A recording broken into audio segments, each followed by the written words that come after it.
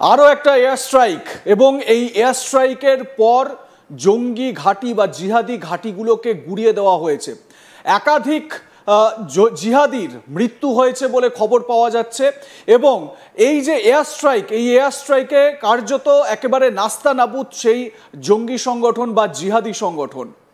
কোন জিহাদি সংগঠনে নতুন করে এয়ার স্ট্রাইক হলো এবং এই এয়ার স্ট্রাইক নিয়ে ভারতীয় সেনা বা ভারতীয় সেনাবাহিনীর তরফ থেকে স্পেসিফিকভাবে কি বলা হচ্ছে সেই সংক্রান্ত বিষয়ের আপডেটও আপনাদের সামনে আমরা তুলে ধরার চেষ্টা করব।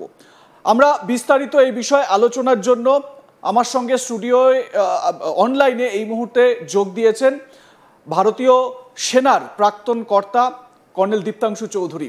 কর্নেল চৌধুরী, আপনাকে স্বাগত আজ তাক বাংলায়।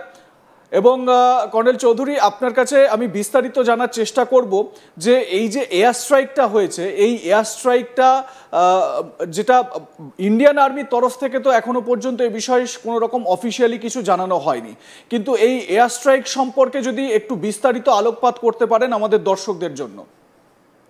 প্রথম কথা, স্বপন, এটা এয়ার স্ট্রাইক তো হয়নি যেরকম ভাবে আমরা এখন জানতে পেরেছি, এবং আমাদের যে গোয়েন্দা বিভাগ সূত্রের দ্বারা যে খবর, ওইখানে গতকাল মানে 13 তারিখ ভোর রাতে 2টো থেকে 4টের মধ্যে প্রায় 100টার বেশি ড্রোন আর সার্জিক্যাল স্ট্রাইক করেছে। এটা আমরা যতটা জানি এটা there is no air strike. 100র বেশি ড্রোন এই মায়ানমার, বিশেষ করে নাগাল্যান্ড এবং অরুণাচল প্রদেশের পাশে, আমি এক্সাক্ট জায়গাটা বলছি, জায়গাটা হচ্ছে নাগাল্যান্ডের পাশে যে জায়গাটা সেটার নাম হচ্ছে লংওয়া, আর অরুণাচল প্রদেশের পাশে যে জায়গাটা হচ্ছে ওটা হচ্ছে পাংসু পাস। এই দুটোই মায়ানমারের দিকে।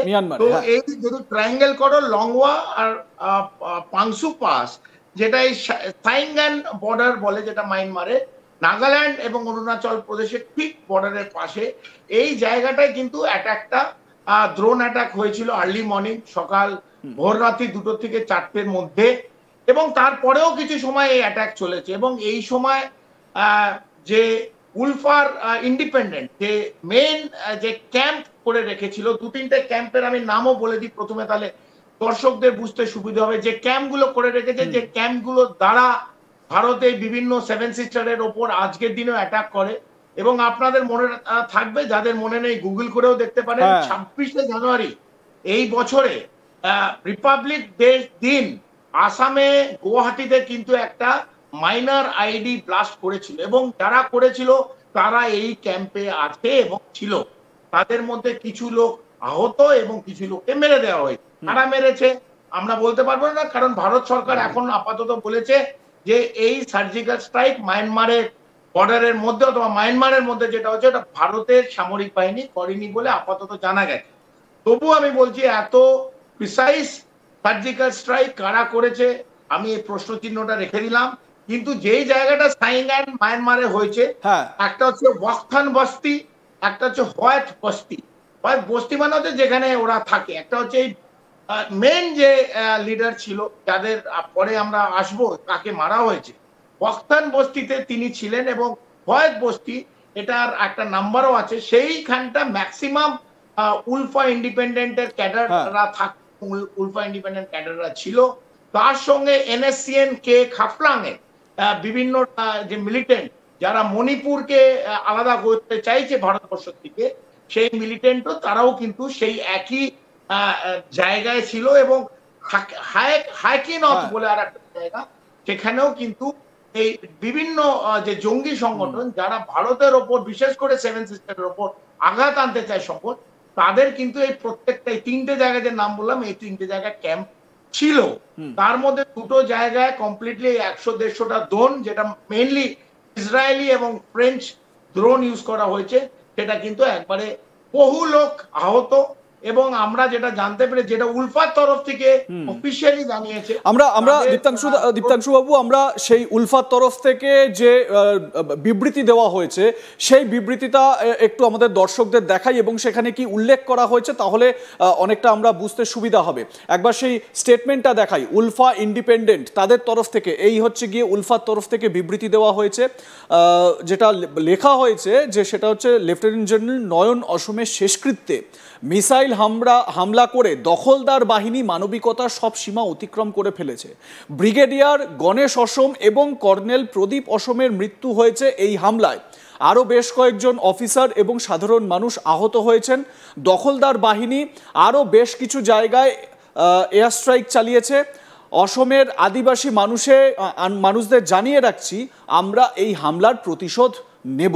এটা উলফা ইন্ডিপেন্ডেন্ট যে সংগঠন রয়েছে, বিচ্ছিন্নতাবাদী সংগঠন, 1990 সালে ভারত সরকার এই সংগঠনটিকে নিষিদ্ধ ঘোষণা করেছিল এবং তারপর থেকে সেভেন সিস্টার্সে নর্থ ইস্টে একাধিক জায়গায় নানান রকম উপদ্রব এরা চালিয়ে এসেছে। এখনও ভারতের সার্বভৌমত্বের জন্য এটা একটা থ্রেট, এই সংগঠন একটি থ্রেট।